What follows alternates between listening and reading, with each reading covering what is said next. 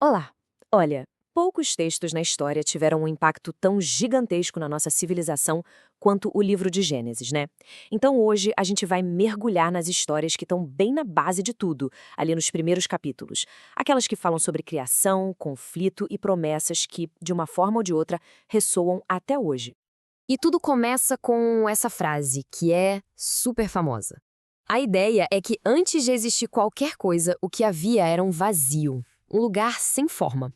E é bem aí que a história começa a se desenrolar, com essa força criativa agindo para colocar ordem no meio do caos.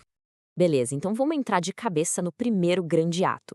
E o interessante é que a narrativa não descreve uma criação, sabe, caótica, uma grande explosão de coisas. Pelo contrário, é um processo bem metódico, super organizado, que acontece ao longo de 7 dias. Dá uma olhada nessa progressão, como tudo é bem organizadinho. Tem uma lógica muito clara, né? Primeiro se criam os espaços, digamos assim. A luz, o céu, a terra, e depois esses espaços são preenchidos. O céu ganha sol, lua, estrelas, os mares e o ar ganham seus seres vivos, e por fim, a terra recebe os animais e, claro, a humanidade. É uma construção passo a passo, que no final não leva mais trabalho, mas sim a um descanso. Bom, agora a história dá uma virada. A gente sai daquele cenário de criação perfeita e entra de vez na questão do conflito humano e nas consequências, que vão ser bem duradouras. E aqui, olha só, a gente tem o ponto de virada. De um lado, um mandamento bem claro de Deus. Do outro, aquela tentação sutil da serpente. E o ponto aqui não é só sobre desobedecer, né? É sobre a promessa de ter mais poder, mais conhecimento, a chance de ser como Deus. É essa escolha, uma escolha entre confiança e ambição, que vai mover todo o resto da história. E, claro, essa desobediência traz consequências e elas são imediatas. Fica estabelecida aquela ideia de causa e efeito e cada personagem é afetado de um jeito. A gente vê o surgimento da vergonha, a expulsão do jardim e maldições que basicamente mudam toda a experiência humana, desde a dor do parto até o trabalho duro para tirar o sustento da terra. A relação com a natureza, com o divino, tudo fica meio quebrado e a mortalidade passa a ser o destino de todos. Mas o conflito não para por aí. Com a expulsão do Éden, ele passa para a próxima geração. Agora, a treta é entre irmãos, Caim e Abel. E a tensão começa a surgir por causa do trabalho de cada um e, principalmente, por causa das oferendas que eles fazem a Deus.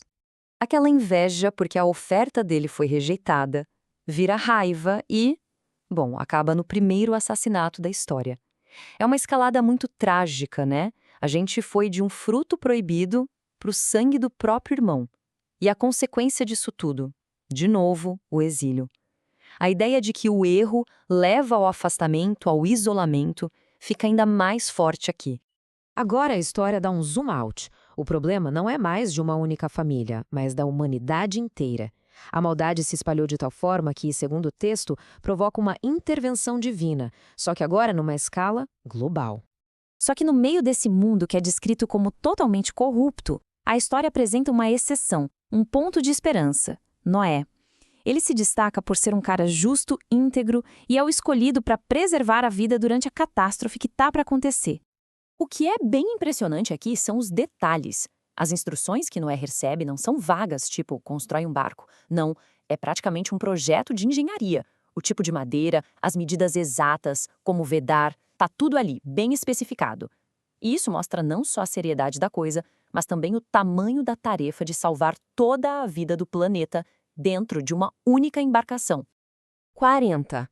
Foram 40 dias e 40 noites de chuva sem parar. A narrativa descreve um dilúvio tão gigantesco que cobriu até as montanhas mais altas. Quer dizer, não foi só uma enchente, foi um reset completo do mundo.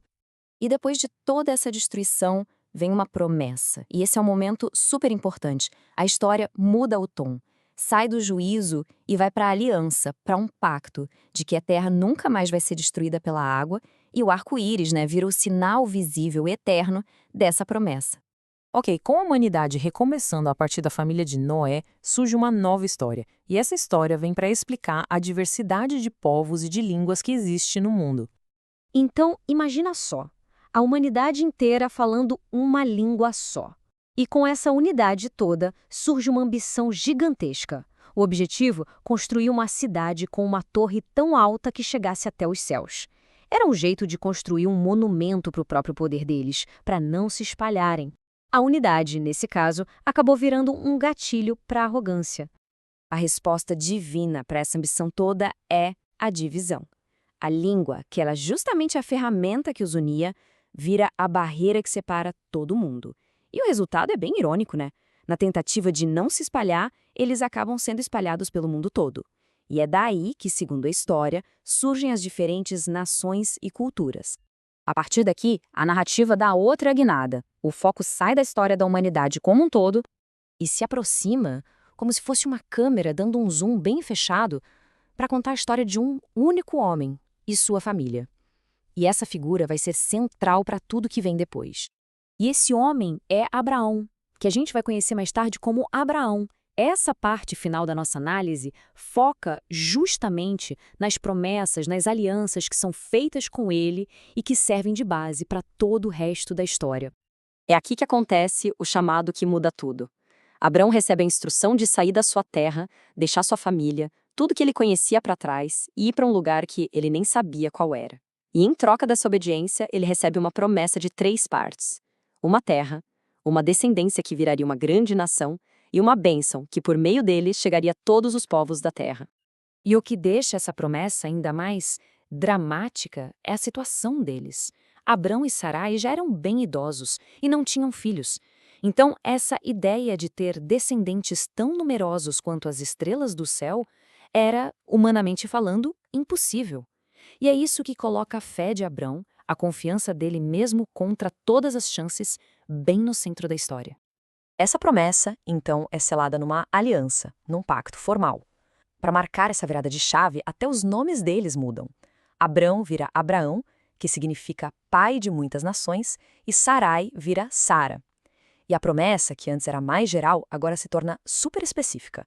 Contra toda a lógica, eles teriam um filho, chamado Isaque, que seria o herdeiro de tudo isso. Então, desde a criação do universo até a promessa feita a um único homem, a gente passou por uma série de histórias sobre origem, erro, redenção e propósito. A pergunta que fica no ar é: por que essas narrativas tão antigas, que vão do grandioso ao superpessoal, continuam tendo uma força tão grande, mexendo tanto com a imaginação da gente até hoje?